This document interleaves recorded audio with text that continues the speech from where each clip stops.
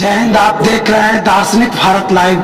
आज के खास खबरों के साथ मैं अमरेश कुमार सिंह। इस वक्त हम आए हुए हैं पटना शहर के मीठापुर स्थित गौरिया मठ के नजदीक सदगुरु कबीर साई मंदिर के प्रांगण में, जहां की विगत कई वर्षों से साप्ताहिक कार्यक्रम का आयोजन लगातार महंत ब्रजेश मुनि महाराज जी के नेतृत्व में किया जा रहा है। और इस दौरान बिहार सरकार में कई बार विधायक और वर्तमान में मद्य निषेध विभाग के मंत्री माननीय रत्नेश सदा जी हमारे बीच हैं और इनका श्रद्धा काफी समय से इस मंदिर परिसर से जुड़ा हुआ है।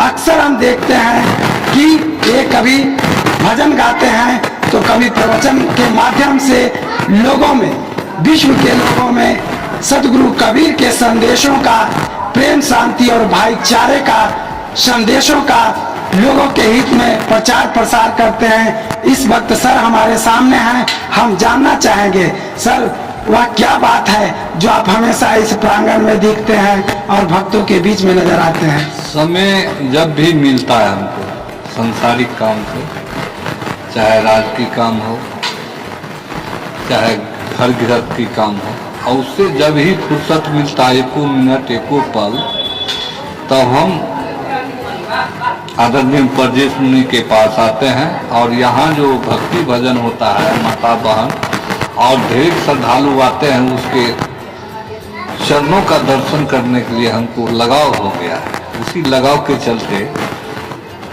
यहाँ भक्तिमती माता और बहनों और जितने भी साधु संत आते हैं उसके दर्शन के लिए।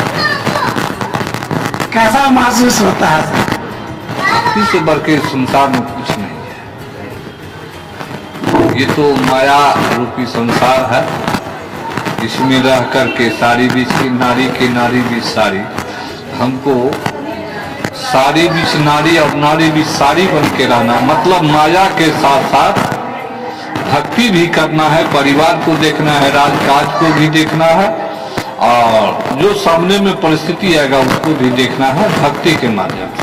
भक्ति बीज बिन से नहीं जाओ जुग जाए अनंत, और ऊंच नीच कुल में जन्म लिया फिर संतों के संत।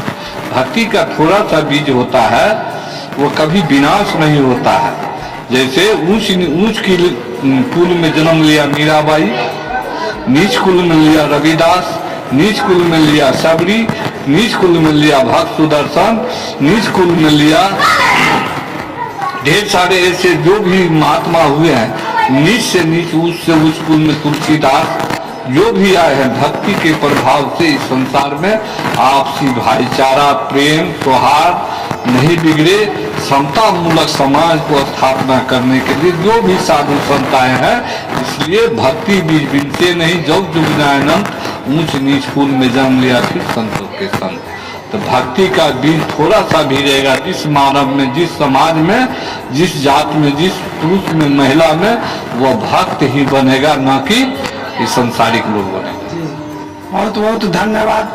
आप जानना चाहेंगे, आज इस मठ के जो हैं से वर्षों से सेवा करते आ रहे हैं और इस परिसर में चार चांद लगाने का काम किया है कि आज भक्तों की यहाँ पे हमेशा